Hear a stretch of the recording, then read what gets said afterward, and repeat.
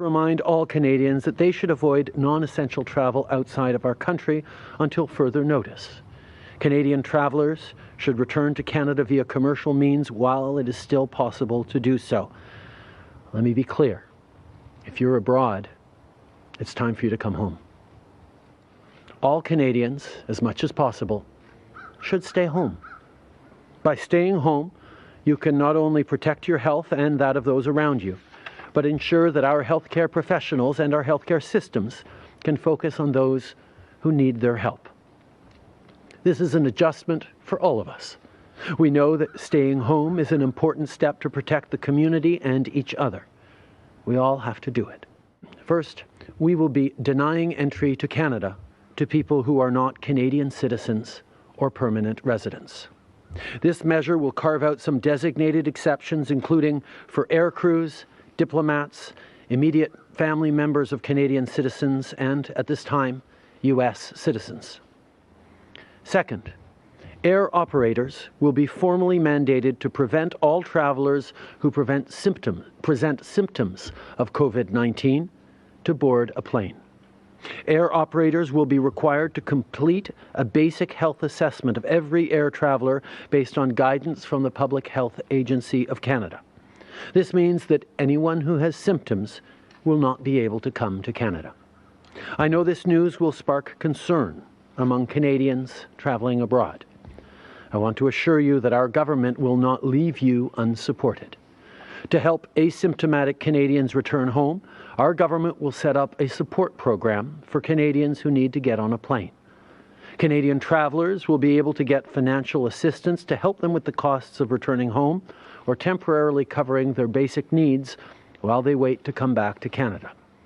Third, starting Wednesday, March 18th, only 4 Canadian airports will be accepting international flights: Toronto Pearson, Montreal Trudo, Vancouver International Airport, and Calgary International Airport.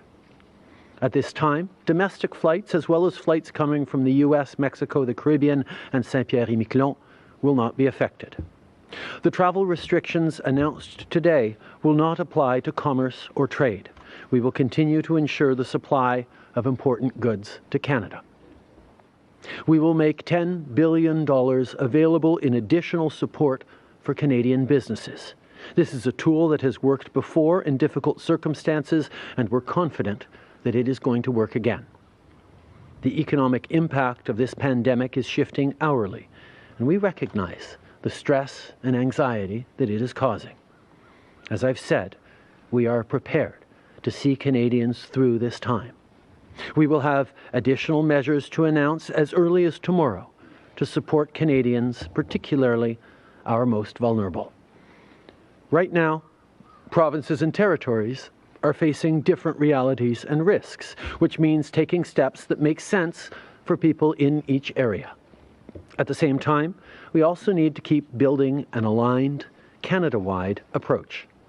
On Friday, I held a telephone meeting with the Premiers and Deputy Prime Minister Freeland, and information has been flowing continuously since.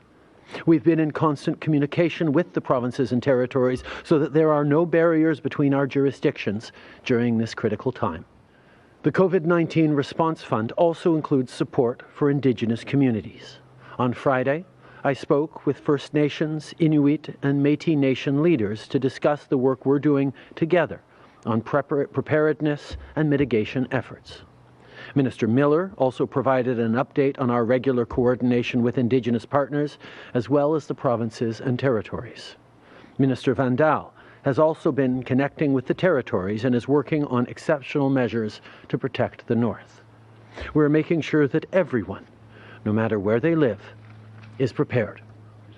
This situation, as everyone knows, has been evolving extremely rapidly, and the recommendations of public health and public safety have been evolving as well.